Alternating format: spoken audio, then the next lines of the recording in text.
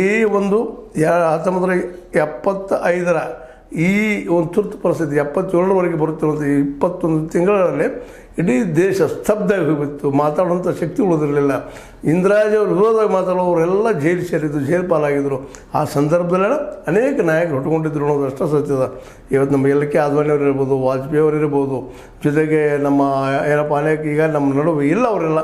ಅದ್ರ ಜೊತೆಗೆ ಮೊರಾರ್ಜಿ ದೇಸಾಯಿ ಅಂತವರಾಗಿರ್ಬೋದು, ಅನೇಕ ನಾಯಕರು ಹೊರಗೆ ಬಂದರು, ಅವರು ವಿರೋಧ ಮಾಡಿದರು, ಪ್ರತಿಭಟನೆ ಮಾಡಿದರು.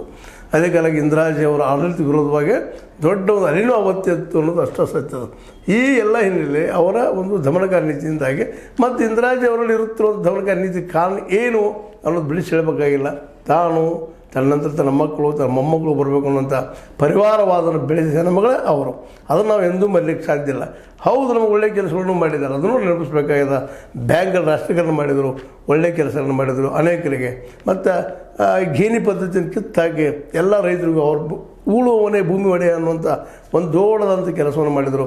ಈಗ ಹೇಳಿದಾಗ ಬ್ಯಾಂಕ್ ರಾಷ್ಟ್ರೀಕರಣ ಆಯಿತು, ಇನ್ನುಳಿದಾಯಿತು, ಒಳ್ಳೆಯ ಕೆಲಸ ಆದರೂ ಆದರೆ ಬೆಂಬತ್ತಿ ಇನ್ನು ಅಧಿಕಾರ ಬಿಟ್ಟು ಹೋಗ್ತದೆ ಅಂದಾಗ ಸಹಜವಾಗಿನ ಆ ಹೆಣ್ಣು ಮಗಳು ಇದ್ದಂಥವರು ಈ ಒಂದು ತುರ್ತು ಪರಿಸ್ಥಿತಿನ ಘೋಷಣೆ ಮಾಡಿ ಅವತ್ತು ರಾಷ್ಟ್ರಪತಿಯವರು ಸಹಿತ ತಮ್ಮ ಕೈಯಲ್ಲಿ ತೆಗೆದುಕೊಂಡು ತಮಗೆ ಬೇಕಾದಂಥ ಏನಪ್ಪ ಅಂತಂದ್ರೆ 352ನೇ ವಿಧಿ ಪ್ರಕಾರ ರಾಷ್ಟ್ರಪತಿಯ ಮೊಹರನ್ನು ಹಾಕಿಸಿ ರಾಷ್ಟ್ರಪತಿ ಆಡಳಿತ ತಂದು ಬಿಟ್ಟಿದ್ದರು ಅಂತ.